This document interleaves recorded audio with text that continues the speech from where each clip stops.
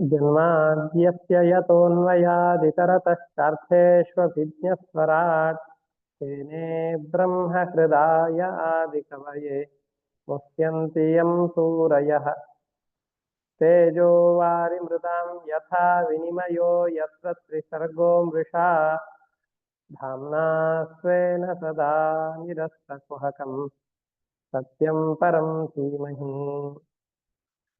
निगमकल्पतरोर्गलितं फलं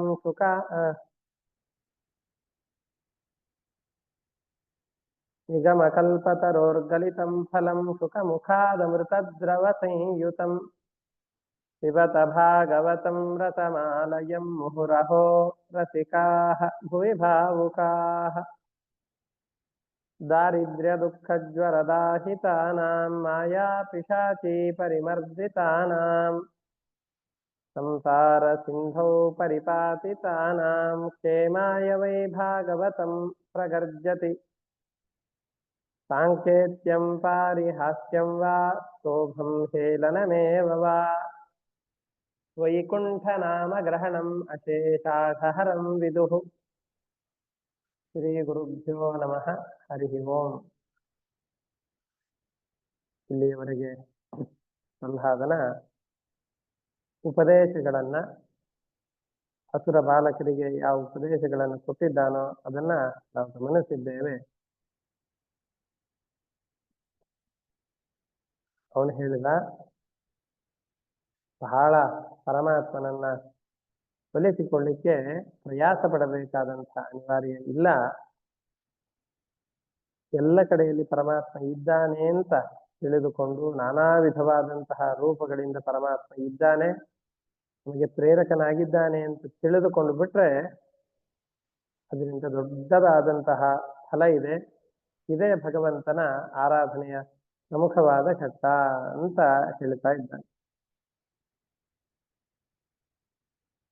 ಪರಮಾತ್ಮ ಎಂತಹವನು, ಶಾಸ್ತ್ರಗಳು ಏನನ್ನ ಹೇಳ್ತಾ ಇದೆ, ಇದನ್ನು ಹೇಳಿದರೆ ಪರಮಾತ್ಮ, ತಿಳಿದರೆ ಪರಮಾತ್ಮ ಸಂತುಷ್ಟನಾಗ್ತಾನೆ. ಪರಮಾತ್ಮ ಎಲ್ಲ ಪ್ರಾಣಿಗಳ ಒಳಗಡೆಯಲ್ಲಿ, ಅದು ಯಾವುದೇ ನಮ್ಮ ಕಣ್ಣಿಗೆ ಬಹಳ ಹೀನವಾದ ಪ್ರಾಣಿ ಅಂತ ಕರೆಸಿಕೊಂಡಿರಬಹುದು. ಎಲ್ಲ ಪ್ರಾಣಿಗಳು, ಎಲ್ಲ ಪದಾರ್ಥಗಳು ಭಗವಂತನ ಆವಾಸಸ್ಥಾನ. ನಾವೆಲ್ಲ ಅಸುರರು. ಅಸುರರಾದಂತಹ ನಾವು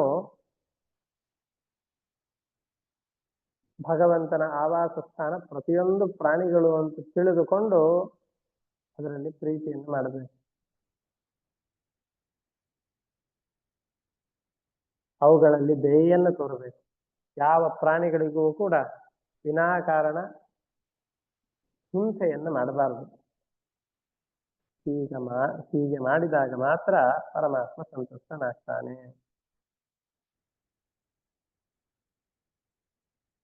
ಆಯಿತು, ಯಾವುದೇ ಒಬ್ಬ ವ್ಯಕ್ತಿಯನ್ನ ಸಂತೋಷ ಪಡಿಸ್ತೇವೆ. ಸಂತೋಷ ಪಡಿಸಿದ್ರಿಂದ ನಮಗೆ ಸಿಗುವಂತಹ ಫಲವಾದರೂ ಏನಿದೆ? ಭಗವಂತನನ್ನು ಸಂತೋಷ ಪಡಿಸ್ತೇವೆ, ಹೌದು. ನಾವು ಮಾಡುವ ಪ್ರತಿಯೊಂದು ಕರ್ಮಗಳಿಗೂ ಕೂಡ ಏನಾದರೂ ಒಂದು ಪ್ರತಿಫಲ ಇರಬೇಕಲ್ವೇ? ಸಂತೋಷ ಪಡಿಸಿದ್ವಿ, ಅದರಿಂದ ನಮಗೆ ಸಿಕ್ಕಂತಹ ಲಾಭ ಏನು?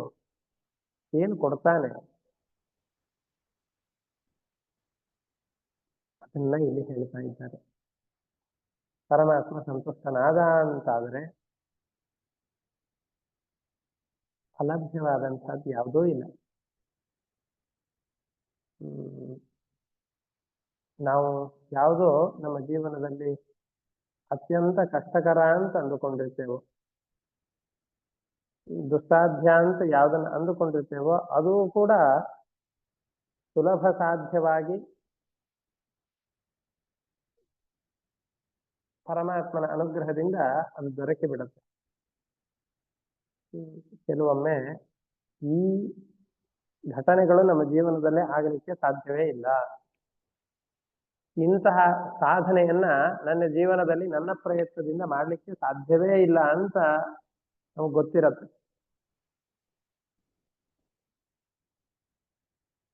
ಆದರೆ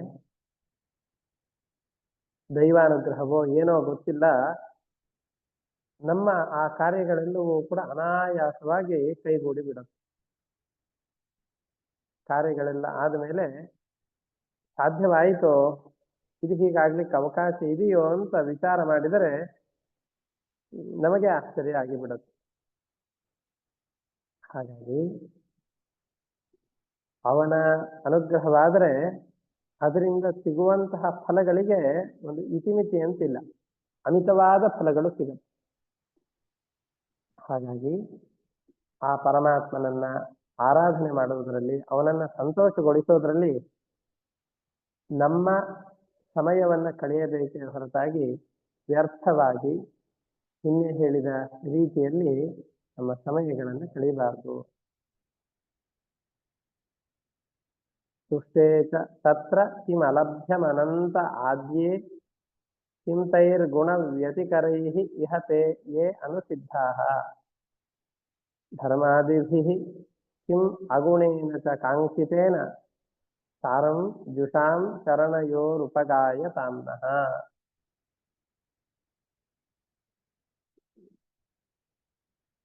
ಪರಮಾತ್ಮ ಸಂತುಷ್ಟನಾದ ಅಂತಾದರೆ ನಮಗೆ ಅಲಭ್ಯವಾದಂತಹ ವಿಷಯಗಳೇ ಜಗತ್ತಿನಲ್ಲಿ ಯಾವುದೂ ಇಲ್ಲ. ನಾವು ಯೋಚನೆಯೂ ಮಾಡ್ಲಿಕ್ಕೆ ಆಗದೇ ಇರುವಂತಹ ಫಲಗಳು ಭಗವಂತನ ಅನುಗ್ರಹವಾದರೆ ನಮಗೆ ದೊರಕತ್ತೆ. ಅದರಿಂದ ಕ್ಷುಲ್ಲಕವಾದಂತಹ ಲೌಕಿಕವಾದಂತಹ ಫಲದ ಬಯಕೆಗೆ ಒಳಗಾಗಿ ಬಹಳ ದುಃಖ ಪಡ್ತಾ ಇದ್ದೀರಲ್ಲ ಜನರೇ, ಈ ದುಃಖಗಳಿಂದ ಸ್ವಲ್ಪ ದೂರವಾಗಿ. ಯಾಕೆ? ಧರ್ಮಾದಿಭಿಃ ಕಿಂ ಅಗುಣೇನ ಚ ಕಾಂಕ್ಷಿತೇನ ಸಾರಂ ದುಷಾಂ ಚರಣಯೋಃ ಉಪಗಾಯತಾಂ ನಃ. ಭಗವಂತನ ಪಾದ ಸೇವೆಯನ್ನು ಮಾಡಿದರೆ ನಾವು ಬೇರೆ ಪುರುಷಾರ್ಥಗಳನ್ನ, ಧರ್ಮ, ಅರ್ಥ, ಕಾಮ ಇವುಗಳನ್ನ ಬಯಸ್ತಾ ಇರ್ತೇವೆ. ಈ ಮೂರನ್ನು ಬಯಸೋದು ಯಾವುದಕ್ಕೋಸ್ಕರ ಅಂತಂದ್ರೆ ಮೋಕ್ಷಕ್ಕೋಸ್ಕರ. ಆ ಡೈರೆಕ್ಟ್ ಆಗಿ ಆ ಫಲವೇ ಇವನ ಪಾದ ಸೇವೆಯಿಂದ ಸಿಗುವಾಗ ವ್ಯರ್ಥವಾದ ಕ್ಷುಲ್ಲಕವಾದ ಬಯಕೆಗಳಿಗೆ ಜೀವನವನ್ನು ವ್ಯರ್ಥ ಮಾಡಿಕೊಳ್ಬೇಡಿ. ಧರ್ಮಾರ್ಥ ಕಾಮ ಇತಿಯೋ ವಿಹಿತ ತ್ರಿವರ್ಗ ಈಕ್ಷಾ ತ್ರಯಿ ನಯದಮೌ ವಿವಿಧಾಚ ವಾರ್ತಾ ಮನ್ಯೆ ತದೇತದಖಿಲಂ ನಿಗಮಸ್ಯ ಸತ್ಯಂ ಸ್ವಾತ್ಮಾರ್ಪಣಂ ಸ್ವಸಹೃದಃ ಪರಮಸ್ಯ ಪುಂಸಃ. ನಮಗೆ ಕೆಲವೊಂದಿಷ್ಟು ಈ ಘಟನೆಗಳನ್ನು ಕೇಳಿದಾಗ ನಿಮಗೆಲ್ಲ ಅನಿಸ್ಲಿಕ್ಕೂ ಸಾಕು, ಏನು ಹಾಗಾದ್ರೆ ಧರ್ಮ ವಿಚಾರವನ್ನು ಮಾಡೋದು ಬೇಡ, ಅರ್ಥಶಾಸ್ತ್ರದ ಬಗ್ಗೆ ವಿಚಾರವೇ ಬೇಡ, ಬರೀ ಕಾಮ ಪದಾರ್ಥಗಳಲ್ಲಿ ಬಯಕೆಯನ್ನ ಮಾಡಿ ಅದರ ಭೋಗದಲ್ಲಿಯೇ ಜೀವನವನ್ನು ಕಳೆದು ಬಿಟ್ಟರೆ ಮುಗಿದು ಹೋಯ್ತು. ಇದೇನು ಉಳಿದಂತಹದ್ದು ಯಾವುದೂ ಉಪಯೋಗ ಇಲ್ಲ ಅಂತ ಹೇಳಿದ್ದಾರೆ. ಬರೀ ಮೋಕ್ಷಕ್ಕೋಸ್ಕರ ಅಷ್ಟೇ ಇದ್ರೆ ಧರ್ಮ, ಅರ್ಥ, ಕಾಮ ಇವು ಯಾವುದನ್ನು ಬಿಡ್ಲಿಕ್ಕೆ ಆಗದೇ ಇರೋದನ್ನು ಬಿಡಬೇಕು ಅಂತ ಹೇಳ್ತಾ ಇದ್ದಾರಲ್ಲ, ಇದು ಹೇಗೆ ಸಾಧ್ಯ ಇದೆ? ಹಾಗಾದ್ರೆ ಧರ್ಮಾಚರಣೆಯನ್ನು ಬಿಟ್ಟು ಬಿಡೋದೆ? ಅರ್ಥ ಸಂಪಾದನೆಯಲ್ಲಿ ನಮ್ಮನ್ನು ನಾವು ತೊಡಗಿಸಿಕೊಳ್ಳಲೇಬಾರದೆ? ಯಾವ ಬಯಕೆಯನ್ನು ಪಡಬಾರದೆ? ಬಯಕೆಯನ್ನ ಪಡದೇನೆ ಹಾಗೆ ಇರ್ಲಿಕ್ಕೆ ಸಾಧ್ಯವೇ? ಯಾವುದು ಅಸಾಧ್ಯವೋ ಅದನ್ನ ಶಾಸ್ತ್ರ ಹೇಗೆ ವಿಧಾನ ಮಾಡಲಿಕ್ಕೆ ಸಾಧ್ಯ ಅಂತ ನಮ್ಮ ಮನಸ್ಸಿನಲ್ಲಿ ಅನೇಕ ಸಂಶಯಗಳು ಬರುತ್ತೆ. ಆ ಸಂಶಯಗಳಿಗೆ ಪರಿಹಾರವನ್ನ ಹೇಳ್ತಾ ಇದ್ದಾರೆ. ಧರ್ಮ, ಅರ್ಥ, ಕಾಮ, ನಮ್ಮ ಹರಟೆಗಳು ಇದೆಲ್ಲವೂ ಬೇಕು. ನಮ್ಮ ಕರ್ಮಗಳು, ಧರ್ಮ ಇವೆಲ್ಲವೂ ಕೂಡ ಸ್ವಾರ್ಥದ ಬಯಕೆಗೆ ಸಾಧನವಾಗಿರದೇನೆ ಭಗವಂತನ ಅನುಗ್ರಹಕ್ಕೆ ಇದು ಕಾರಣವಾಗಿದೆ ಅಂತಾದರೆ ದಂಡಶಾಸ್ತ್ರ, ಕೃಷಿ ಮುಂತಾದವುಗಳೆಲ್ಲವೂ ಕೂಡ ನಮ್ಮ ಜೀವನೋಪಾಯಕ್ಕೆ ಸಾಧನವಾಗಿದ್ದುಕೊಂಡು ಆ ಜೀವನದಲ್ಲಿ ಭಗವಂತನ ಚಿಂತನೆಗಳಾಗ್ತಾ ಇದೆ ಅಂತಾದರೆ ಭಗವಂತನಲ್ಲಿ ನಾವು ನಮ್ಮನ್ನು ಅರ್ಪಣೆ ಮಾಡಿಕೊಳ್ಳಿಕ್ಕೆ ಅದು ಹಿತೈಷಿಯಾಗಿ ನಮಗೆ ಅನುಕೂಲಕರವಾಗತ್ತೆ ಅಂತಾದರೆ ಈ ಎಲ್ಲ ಸಾಧನಗಳು ಕೂಡ ಸಂಪತ್ತೆ. ಆದರೆ ಅವನಿಗೆ ವಿಮುಖವಾಗುವ ಹಾಗೆ ಆಗತ್ತೆ ಅಂತಂದ್ರೆ ಆದರೆ ವಿಮುಖವಾಗಿ ಮಾಡುವ ಹಾಗಾಗತ್ತೆ ಅಂತಂದ್ರೆ ಈ ಸಂಪತ್ತುಗಳಲ್ಲ ಇವೆಲ್ಲವೂ ಕೂಡ ವಿಪತ್ತು ಅಂತ ಕರೆಸಿಕೊಳ್ಳುತ್ತವೆ. ಹಾಗಾಗಿ ಭಗವಂತನ ಈ ಜ್ಞಾನ ಪರಮ ನಿರ್ಮಲವಾದಂಥದ್ದು, ಯಾವ ದೋಷಗಳ ಸೋಂಕು ಇಲ್ಲದೆ ಇರುವಂತಹ ಪರಮ ದುರ್ಲಭವಾದಂತಹ ಜ್ಞಾನ. ಈ ಜ್ಞಾನವನ್ನು ನಾನೇನು ನಿಮಗೆ ಈಗ ಉಪದೇಶ ಕೊಡ್ತಾ ಇದ್ದೇನೋ ಇದು ಸಾಮಾನ್ಯವಾಗಿ ಸುಲಭವಾಗಿ ದೊರಕುವಂತಹ ವಿಷಯ ಅಲ್ವೇ ಅಲ್ಲ. ಇದನ್ನ ನರರೂಪಿಯಾದಂತಹ ನಾರಾಯಣ, ನರಸಖನಾದಂತಹ ನರನಾರಾಯಣ ಅಂತ ಎರಡು ರೂಪಗಳಿವೆ. ನರಸಖನಾದಂತಹ ನಾರಾಯಣ ಏನಿದ್ದಾನೋ ನಾರಾಯಣ ನಾರದರಿಗೆ ಇದನ್ನು ಉಪದೇಶ ಮಾಡಿದ್ದು. ನಾರದರು ಯಾವ ವಿಷಯಗಳನ್ನ ನನಗೆ ಉಪದೇಶ ಮಾಡಿದ್ರೋ ಅಂತಹದ್ದನ್ನು ನಾನು ನಿಮಗೆ ಹೇಳ್ತಾ ಇದ್ದೆ. ನಾನು ನಾರದರ ಮುಖಾಂತರವಾಗಿ ಎಲ್ಲ ಘಟನೆಗಳನ್ನು ಕೇಳಿದ್ದೇನೆ.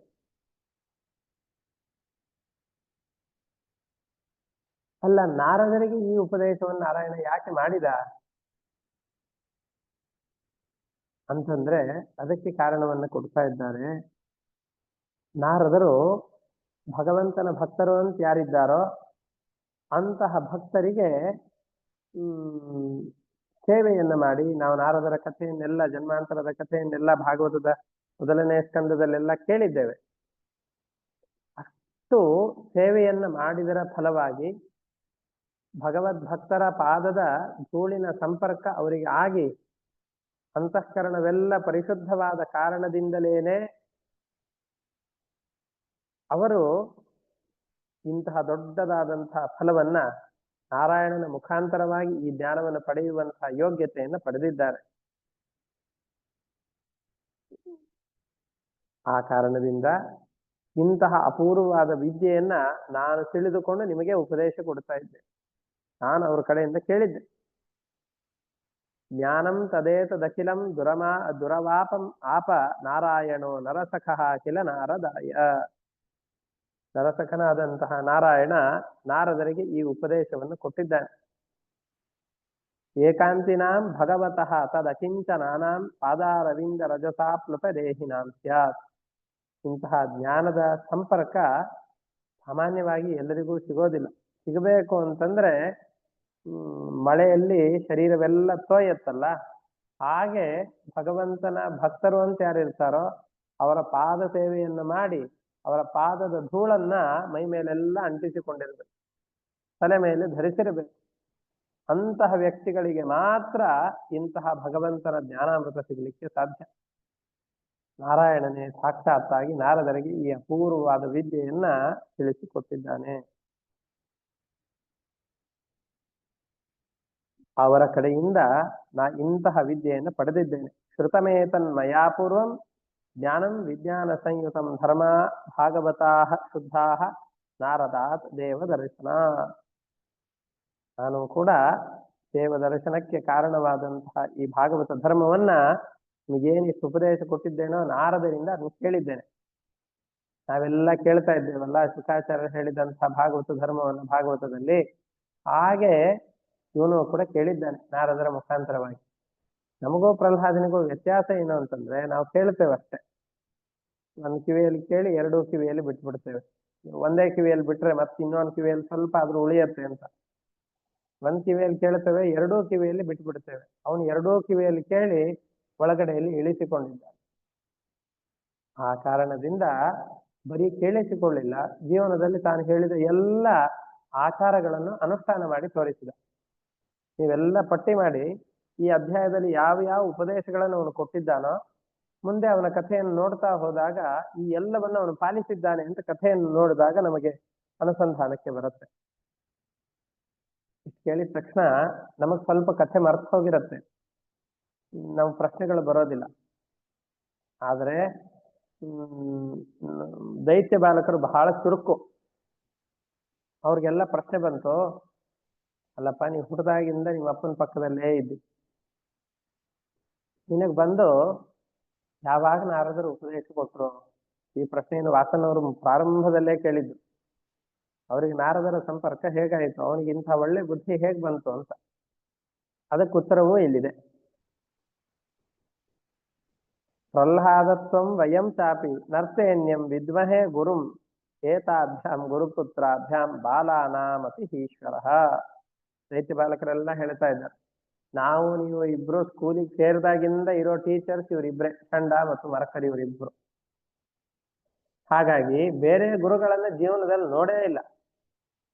ಅಷ್ಟೇ ಅಲ್ಲ, ಸಾಕ್ಷಾತ್ತಾಗಿ ಭಗವಂತನೇ ಬಂದು ಮಕ್ಕಳಿಗೆಲ್ಲ ಉಪದೇಶ ಮಾಡ್ತಾನ, ನಾವಂತರೂ ಅದನ್ನ ಕೇಳಿ ನೋಡಿಲ್ಲ ಅಪ್ಪ, ಕೇಳೂ ಇಲ್ಲ ನೋಡೂ ಇಲ್ಲ. ಹಾಗಾಗಿ ನಿನಗೆ ಇಂಥ ವಿದ್ಯೆಯನ್ನು ನಾರದರು ಬಂದು ಉಪದೇಶ ಕೊಡ್ತಾ ಇದ್ದಾರೆ ಅಂತಂದೆಲ್ಲ, ಯಾವಾಗ ಬಂದು ಕೊಟ್ರು ನಿನಗೆ ಈ ವಿದ್ಯೆಯ ಉಪದೇಶವನ್ನು ನಾರದರು ಅಂತ ಕೇಳ್ತಾ ಇದ್ದ. ಬಾಲಸ್ಯಾಂತ ಪುರಸ್ಥಸ್ಯ ಮಹತ್ ಸಂಗೋ ದುರನ್ವಯ ಹಿಂದಿನ ಸಂಶಯಂ ಸೌಮ್ಯ ಸ್ಯಾಚೇದ್ ವಿಶ್ರಂಭ ಕಾರಣಂ ಅಂತ. ಇದು ನಮ್ಮಂತ ಹೊರಗಡೆಯಲ್ಲಿರುವ ಸಾಮಾನ್ಯ ದೈತ್ಯರ ಮಕ್ಕಳಿಗಾದ್ರೆ ಅಪ್ಪ ಅಮ್ಮ ಎಲ್ಲ ಕೆಲಸಕ್ಕೆ ಹೋಗಿರ್ತಾರೆ ಅಂತಂದುಕೊಂಡು ನಮ್ಮನೆಗಾದ್ರೂ ಯಾವಾಗಾದ್ರೂ ಬಂದ್ರೆ ನಾರದರಿಗೆ ಸ್ವಲ್ಪ ಅವಕಾಶ ಸಿಗತ್ತೆ, ಏಕಾಂತ ಸ್ಥಳ ಅನ್ನೋದು ನಮಗಿರತ್ತೆ. ಆದ್ರೆ ನೀನು ರಾಜನ ಮಗ, ಅಂತಃಪುರದಲ್ಲಿ ಯಾವಾಗಲೂ ನೂರಾರು ಜನರ ಮಧ್ಯದಲ್ಲಿ ಇರುವಂತಹ ವ್ಯಕ್ತಿ ನೀನು. ನಿನಗೆ ನಾರದಾದಿ ಮಹಾತ್ಮರ ಸಂಪರ್ಕ ಆಗ್ಲಿಕ್ಕೆ ಹೇಗೆ ಸಾಧ್ಯ? ಅಲ್ಲಿ ಒಳಗಡೆ ಬರ್ಲಿಕ್ಕೆ ಹೆದರ್ತಾರೆ. ನಿಮ್ಮಪ್ಪ ಇರೋದ್ರಿಂದ ಯಾವ ಸಜ್ಜನರು ನಿಮ್ ಮನೆ ಕಡೆ ತಲೆ ಹಾಕೊಂಡು ಮಲಗೋದಿಲ್ಲ. ನಿನಗೆ ಅವ್ರು ಬಂದು ಉಪದೇಶ ಮಾಡಿದ್ರು, ಸುಳ್ಳು ಸುಳ್ಳು ಯಾಕೆ ಹೇಳ್ತಾ ಇದ್ದಿ, ನಿಜ ಹೇಳ್ತಾ ಇದ್ದಿ ಅಂದ್ರೆ ಹೇಗೆ ಅಂತ ಪ್ರಶ್ನೆ. ಅದಕ್ಕೆ ಹೇಳ್ತಾ ಇದ್ದಾರೆ, ಪ್ರಹ್ಲಾದ ಹೇಳ್ತಾ ಇದ್ದಾರೆ, ಹಿಂದಿನ ಸಂಶಯಂ ಸೌಮ್ಯ ಸ್ಯಾಚೇದ್ ವಿಶ್ರಂಭ ಕಾರಣಂ. ನಮಗೆ ನಂಬಲಿಕ್ಕಂದ್ರೂ ಕಾರಣ ಇಲ್ಲ, ಆದ್ರೆ ಏನಾದ್ರೂ ನಮಗೆ ನಂಬಿಕೆ ಬರುವಂತ ಕಥೆ ಇದ್ರೆ ಹೇಳು ಅಂತ ಹೇಳ್ತಾ ಇದ್ದಾರೆ. ಇಷ್ಟಕ್ಕೆ ಭಾಗವತ ಇದರಲ್ಲಿ 6ನೇ ಸ್ಕಂದ ಮುಕ್ತಾಯವಾಯಿತು. ಇಷ್ಟ ಆದ್ಮೇಲೆ ನಾರದರ ಉಪದೇಶ ತನಗೆ ಯಾವಾಗ ಆಯಿತು ಅನ್ನೋದನ್ನ ಪ್ರಹ್ಲಾದ ಹೇಳ್ತಾ ಇದ್ದಾರೆ. ನಾನು ಭೂಮಿಯ ಸಂಪರ್ಕವನ್ನು ಪಡೆದ ಆದ್ಮೇಲೆ ನಾರದರ ಉಪದೇಶ ನನಗೆ ಸಿಕ್ಕಿದ್ದಲ್ಲ. ನಾರದರು ಹೇಳ್ತಾ ಇದ್ದಾರೆ, ಯಾರಿಗೆ? ಯುಧಿಷ್ಠಿರ ಪ್ರಶ್ನೆ ಮಾಡ್ತಾ ಇದ್ದಾರೆ. ಯುಧಿಷ್ಠಿರನ ಪ್ರಶ್ನೆಯೂ ಇತ್ತು, ನಾರದರ ಪ್ರಶ್ನೆ, ಈ ದೈತ್ಯ ಮಕ್ಕಳ ಪ್ರಶ್ನೆಯೂ ಇತ್ತು. ದೈತ್ಯರೆಲ್ಲ ಯಾಕೆಂದ್ರೆ ನಾರದ ಯುಧಿಷ್ಠಿರರ ಸಂವಾದ ಇತ್ತು. ಆವಾಗ ಆದ ಕಥೆಯನ್ನ ಶುಕಾಚಾರ್ಯರು ಪರೀಕ್ಷಿತ ರಾಜನಿಗೆ ಹೇಳ್ತಾ ಇದ್ದಾರೆ. ನಾರದರು ಇಲ್ಲಿ ಹೇಳ್ತಾ ಇದ್ದಾರೆ, ತಾವು ಯಾವಾಗ ಆ ಪ್ರಹ್ಲಾದನಿಗೆ ಉಪದೇಶವನ್ನ ಕೊಟ್ಟಿದ್ರು ಅನ್ನೋದನ್ನ ನೆನಪಿಸಿಕೊಂಡು ಯುಧಿಷ್ಠಿರನಿಗೆ ಹೇಳ್ತಾ ಇದ್ದಾರೆ. ಹೇಳ್ತಾ ಪ್ರಹ್ಲಾದ ಆ ದೈತ್ಯರ ಮಕ್ಕಳೆಲ್ಲ ಇದ್ರಲ್ಲ, ಪ್ರಶ್ನೆ ಕೇಳಿದ್ರಲ್ಲ, ಅವ್ರಿಗೆ ಯಾವ ಉತ್ತರವನ್ನು ಕೊಟ್ಟಿದ್ದಾನೋ ಆ ಉತ್ತರವನ್ನ ಪ್ರಹ್ಲಾದ ಏನ್ ಕೊಟ್ಟಿದ್ನೋ ಅದನ್ನೆಲ್ಲ ನಾರದರು ತಿಳಿದುಕೊಂಡು ಯುಧಿಷ್ಠಿರನಿಗೆ ಉಪದೇಶ ಕೊಡ್ತಾ ಇದ್ದಾರೆ. ಏವಂ ದೈತ್ಯ ಸುತೇ ಸ್ಪೃಷ್ಟೋ ಮಹಾಭಾಗವತೋ ಸುರಃ ಉವಾಚ ಸ್ಮಯಮಾನಸ್ತಾನ್ ಸ್ಮರನ್ ಮದನುಶಾಸನಂ. ಪ್ರಹ್ಲಾದ ಈ ರೀತಿಯಾಗಿ ದೈತ್ಯರೆಲ್ಲ ಕೇಳಿದಾಗ, ಓ ಇವ್ರಿಗೆ ನಾ ಹೇಳ್ತಾ ಇರೋ ಕಥೆಯನ್ನು ಕೇಳಿ ನಿದ್ದೆ ಬಂದಿಲ್ಲ ಅಂತ ಗೊತ್ತಾಯ್ತು. ಸ್ವಲ್ಪ ಸಮಾಧಾನ ಆಯ್ತು. ಇವ್ರಿಗೇನೋ ಸ್ವಲ್ಪ ಸಂಶಯ ಬಂದಿದೆ, ಆ ಸಂಶಯಕ್ಕೆ ಉತ್ತರ ಕೊಡೋಣ ಅಂತಂದುಕೊಂಡು ತನಗೆ ನಾರದರ ಉಪದೇಶ ಏನ್ ಕೊಟ್ಟಿದ್ರು, ಯಾವಾಗ ಕೊಟ್ಟಿದ್ರು ಅನ್ನೋದನ್ನ ಹೇಳ್ತಾ ಇದ್ದಾನೆ.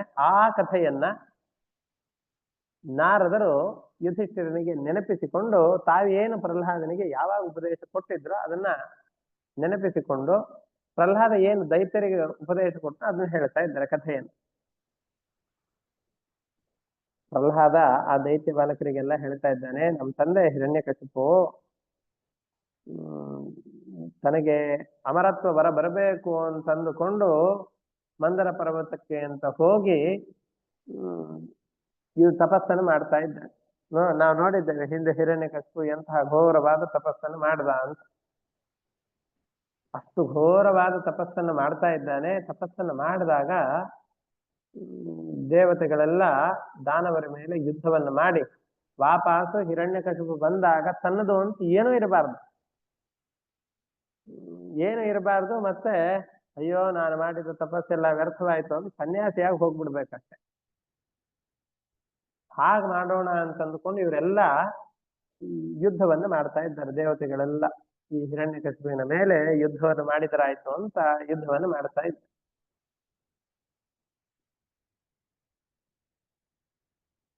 ಈ ಅವರೆಲ್ಲ ಹೇಳ್ತಾ ಇದ್ದಾರೆ, ಯುದ್ಧದ ಪ್ರಯತ್ನವನ್ನು ಮಾಡಬೇಕಾದ್ರೆ ಅವರೆಲ್ಲ ಹೇಳ್ತಾ ಇದ್ದಾರೆ.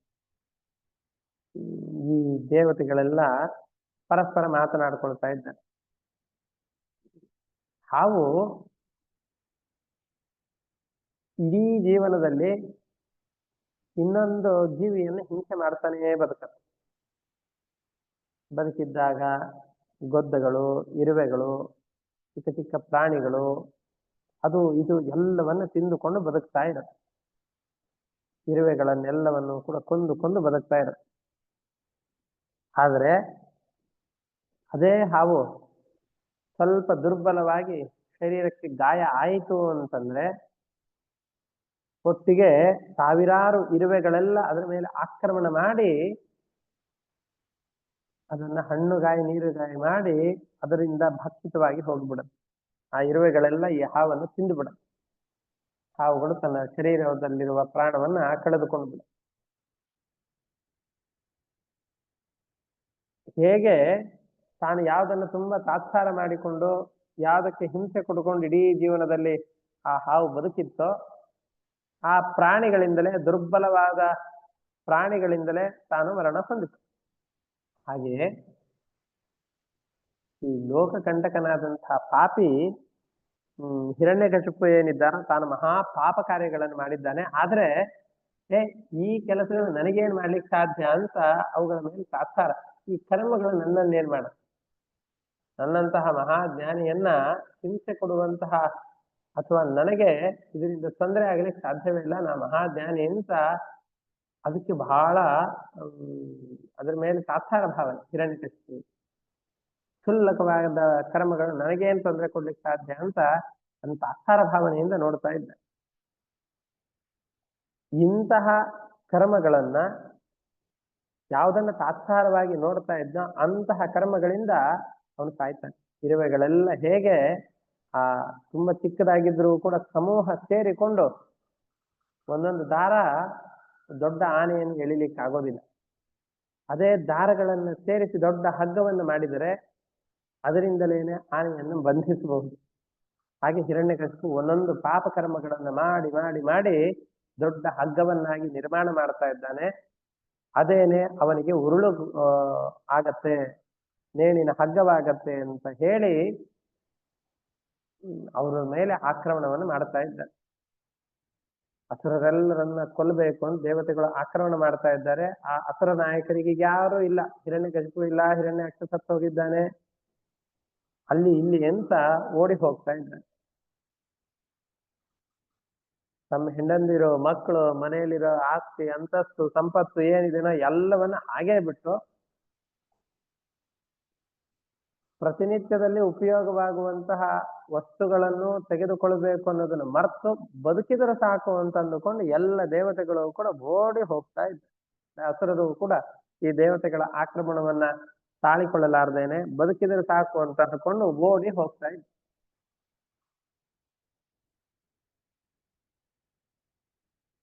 ದೇವತೆಗಳೆಲ್ಲ ಬಂದಿದ್ದಾರೆ. ಇವರೆಲ್ಲ ಹೋದಾಗ ಇಡೀ ಅರಮನೆಯಲ್ಲಿ ಯಾರೂ ಇಲ್ಲ. ದೇವತೆಗಳು ಗೆದ್ದಿದ್ದಾರೆ. ಬಂದು ಪ್ರಹ್ಲಾದ ಹೇಳ್ತಾ ಇದ್ದಾನೆ, ನನ್ನ ಅಪ್ಪನ ಅರಮನೆ ಯಾವ್ದಿತ್ತಲ್ಲ, ಹಿರಣ್ಯಕಶಿಪುವಿನ ಅರಮನೆ, ಅರಮನೆಯಲ್ಲಿರುವ ಸಂಪತ್ತೆಲ್ಲವನ್ನು ಸೋರೆ ಹಾಕಿದ ದೇವೇಂದ್ರ ನನ್ನ ತಾಯಿಯನ್ನ ಸೆರೆ ಹಿಡಿದು ಅವಳನ್ನ ಕರೆದುಕೊಂಡು ಹೋಗ್ತಾ ಇದ್ದ. ದೊಡ್ಡ ಹದ್ದಿನ ಕೈಯಲ್ಲಿ ಯಾವ್ದಾದ್ರು ಒಂದು ಪಾಪದ ಪಕ್ಷಿ ಕೈಗೆ ಸಿಕ್ತು ಅಂತಂದ್ರೆ ಹೇಗಿರುತ್ತೋ ಹಾಗೆ ಕೈಯಾದು ಹದ್ದಿನ ಕೈಗೆ ಸಿಕ್ಕ ಪಕ್ಷಿಯ ಹಾಗೆ ಬಹಳ ಭಯಗೊಂಡಿದ್ದಾರೆ. ಆ ಸಂದರ್ಭದಲ್ಲಿ ನಾರದರು ಅಲ್ಲಿಗೆ ಬಂದರು. ನಾರದರು ಬಂದು ಹೇಳ್ತಾ ಇದ್ದಾರೆ, ತಪ್ಪು ಮಾಡಿರೋದು ಇವಳ ಗಂಡ, ಇವಳು ಏನು ಅಪರಾಧವನ್ನು ಮಾಡಿಲ್ಲ, ಇವಳಿಗೆ ಯಾಕೆ ಶಿಕ್ಷೆ ಕೊಡ್ತಾ ಇದ್ದಿ, ಇವಳಿಗೆ ಏನು ಶಿಕ್ಷೆ ಕೊಡಬೇಡ, ಬಿಟ್ಬಿಡು ಅಂತ ಹೇಳಿ. ಅದನ್ನ ಇಲ್ಲಿ ಹೇಳ್ತಾ ಇದ್ದಾರೆ. ಪಿತರಿ ಪ್ರಸ್ಥಿತೆ ಸ್ಮಾಕಂ ತಪಸೆ ಮಂದರಾಚಲಂ ಯುದ್ಧೋದ್ಯೋಗಂ ಪರಂ ಚಕ್ರುಹು ವಿಬುಧಾ ದಾನವಾನ್ ಪ್ರತಿ. ದೇವತೆಗಳೆಲ್ಲ ದಾನವರನ್ನ ಸಂಹಾರ ಮಾಡಬೇಕು, ಇವನು ಹಿರಣ್ಯಕಶಿಪು ಅಂತೂ ಎಂತೂ ಇಲ್ಲ ಅಂತ ಅಂದುಕೊಂಡು ಅವ್ರ ಮೇಲೆ ಆಕ್ರಮಣ ಮಾಡ್ತಾ ಇದ್ದಾರೆ. ಅಲ್ಲ, ಹಿರಣ್ಯಕಶಿಪುವನ್ನು ಯಾರು ಕೊಲ್ಲೋದು? ಹಿರಣ್ಯಕಶಿಪುವನ್ನು ಕೊಲ್ಲಿಕ್ಕೆ ನಾವೆಲ್ಲ ಬೇಕಾಗೇ ಇಲ್ಲ, ಅವನು ಮಾಡಿದ ಕುಕೃತ್ಯಗಳೇ ಅವನಿಗೆ ನಾಟಕವಾಗತ್ತೆ ಅಂತ ಅಂದುಕೊಂಡು.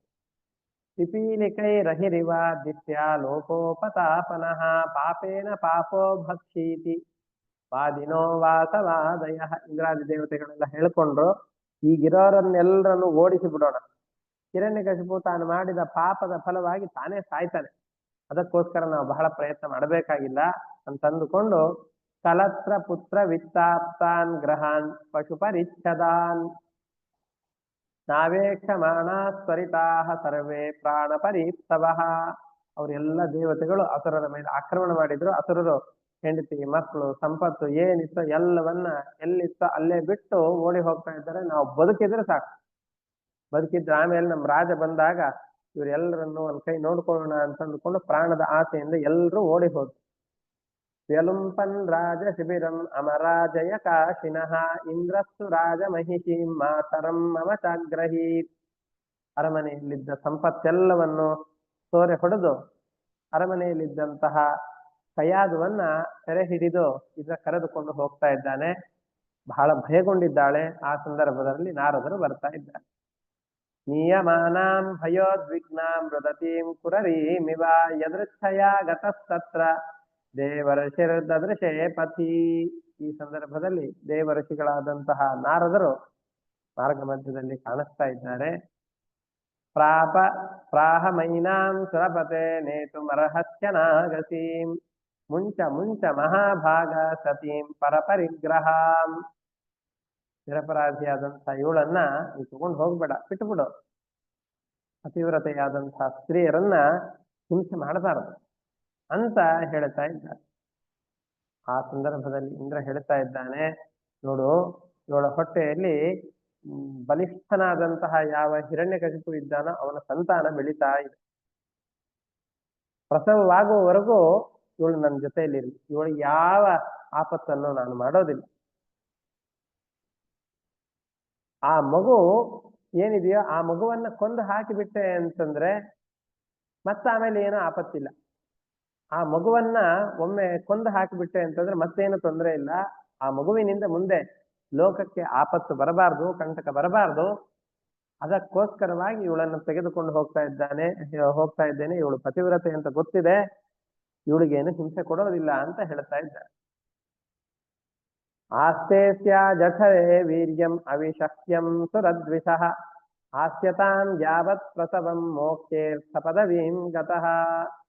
ಇವಳ ಹೊಟ್ಟೆಯಲ್ಲಿ ಬಲಿಷ್ಠವಾದಂತಹ ಹಿರಣ್ಯಕಶಿಪುವಿನ ಸಂತಾನ ಬೆಳೀತಾ ಇದೆ. ಪ್ರಸವವಾಗುವವರೆಗೂ ಇವಳನ್ನು ನಮ್ಮ ಜೊತೆಯಲ್ಲಿ ಇಟ್ಟುಕೊಂಡಿರೋಣ. ಮಗು ಹುಟ್ಟಿದ ತಕ್ಷಣದಲ್ಲಿ ಅದನ್ನು ಕೊಂದು ಹಾಕಿಬಿಟ್ರೆ ನನ್ನ ಉದ್ದೇಶ ಸಿದ್ಧಿ ಆಗತ್ತೆ. ಆವಾಗ ಅವಳನ್ನ ಮಗುವನ್ನ ಬಿಟ್ಟುಬಿಟ್ರೆ ಆಯ್ತು ಅಂತ ಹೇಳ್ತಾ ಇದ್ದ. ಅವಾಗ ನಾರದರು ಹೇಳ್ತಾ ಇದ್ದಾರೆ, ಬೇಡ, ಇವಳ ಗರ್ಭದಲ್ಲಿರುವಂತಹ ಮಗು ಪಾಪರಹಿತವಾದದ್ದು, ಭಗವಂತನ ಭಕ್ತ, ಭಗವಂತನ ಸೇವಕನಾಗಿದ್ದಾನೆ. ಅಷ್ಟೇ ಅಲ್ಲ, ನೀನು ಕೊಲ್ಲಿಕ್ಕೆ ಅಂತ ಹೋದ್ರೆ ಅವನನ್ನು ಕೊಲ್ಲಿಕ್ಕೆ ಆಗೋದಿಲ್ಲ. ಅಂತಹ ಭಗವಂತನ ಭಕ್ತ, ಭಗವಂತನ ರಕ್ಷಣೆ ಇದೆ, ನನ್ನ ಕೊಲ್ಲಬೇಕು ಅಂತ ಸುಮ್ಮನೆ ವ್ಯರ್ಥ ಪ್ರಯತ್ನ ಮಾಡಬೇಡ ಅಂತ ಹೇಳಿ ಅವಳನ್ನು ಬಿಟ್ಟ. ಆವಾಗ ನಾರದರು ಅವಳನ್ನು ಕರೆದುಕೊಂಡು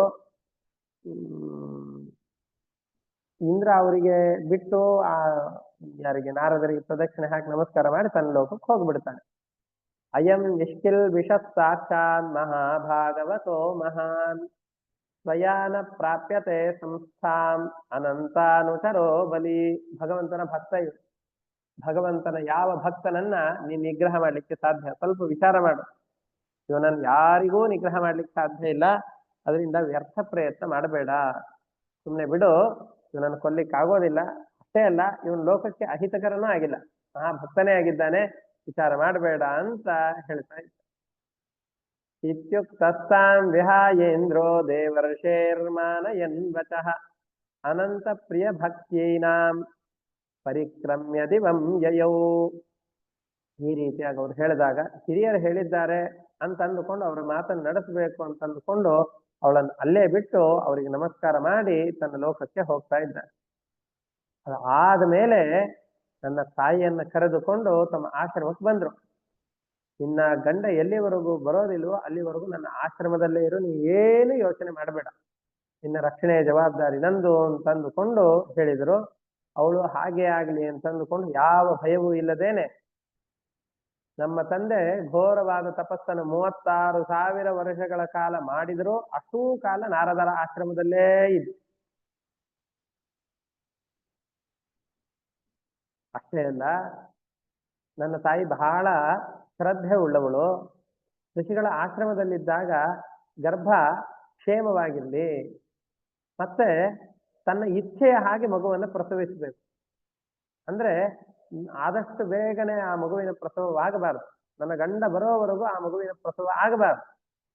ಅದಕ್ಕೋಸ್ಕರವಾಗಿ ಅದು ಅಲ್ಲೇ ಇರಬೇಕು, ಆ ಗರ್ಭದಲ್ಲಿಯೇ ನನ್ನ ಶಿಶು ಬೆಳೀತಾ ಇರಬೇಕು, ನನ್ನ ಗಂಡ ಬರುವವರೆಗೂ ಅಂತಂದುಕೊಂಡು ಗರ್ಭದಲ್ಲಿ ಇಟ್ಟು ಅದನ್ನ ರಕ್ಷಣೆ ಮಾಡ್ತಾ ಇದ್ದಾಳೆ. ಅದಕ್ಕೋಸ್ಕರ ಅಂತ ನಾರದರ ಸೇವೆಯನ್ನು ಮಾಡ್ತಾ ಇದ್ದಾಳೆ.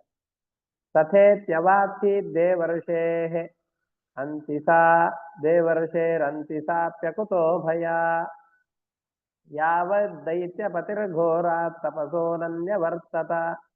ಪಾಪಾಸ ನಮ್ಮ ತಂದೆ ಎಲ್ಲಿವರೆಗೂ ತಪಸ್ಸು ಮುಗಿಸ್ಕೊಂಡು ಬರ್ಲಿಲ್ವೋ ಅಲ್ಲಿವರೆಗೂ ಅಲ್ಲೇ ಇದ್ಲು. ತನಗೆ ಇಚ್ಛಾ ಪ್ರಸವವಾಗಬೇಕು, ಮತ್ತೆ ಗರ್ಭ ಸುಸೂತ್ರವಾಗಿರಬೇಕು ಅನ್ನೋ ಕಾರಣದಿಂದ ಆಶ್ರಮದಲ್ಲಿ ಮುನಿಗೆ ಸೇವೆಯನ್ನು ಮಾಡ್ತಾ ಇದ್ದಾರೆ. ಋಷಿಂ ಪರ್ಯಚರತ್ತತ್ರ ಭಕ್ತ್ಯ ಪರಮಯ ಸತಿ ಅಂತರ್ವರ್ತ್ನಿ ಸ್ವಗರ್ಭಸ್ಯ ಹೇಮ ಇಚ್ಛಾ ಪ್ರಸೂತಯೇ. ಇಚ್ಛಾ ಪ್ರಸೂತಿಗೆ ತನಗೆ ಬಯಸಿದಾಗ ಆ ಮಗು ಹುಟ್ಟಬೇಕು, ಅದಕ್ಕೋಸ್ಕರ ಅಂತ ಅವಳು ತಪಸ್ಸನ್ನು ಮಾಡ್ತಾ ಇದ್ದಾಳೆ. ಆ ಸಂದರ್ಭದಲ್ಲಿ ನಾರದರು ಉಪದೇಶ ಕೊಟ್ಟರು. ಏನು ಉಪದೇಶ ಕೊಟ್ರು ಆ ಎಲ್ಲ ಕಥೆಯನ್ನ ಮತ್ತೆ ಮುಂದಿನ ಪಾಠದಲ್ಲಿ ನೋಡೋಣ ಅಂತ ಹೇಳ್ತಾ ಇವತ್ತಿನ ಪಾಠವನ್ನು ಮುಕ್ತಾಯ ಮಾಡ್ತಾ ಇದ್ದೇನೆ. ಹರೇ ನಮಃ. ಶ್ರೀ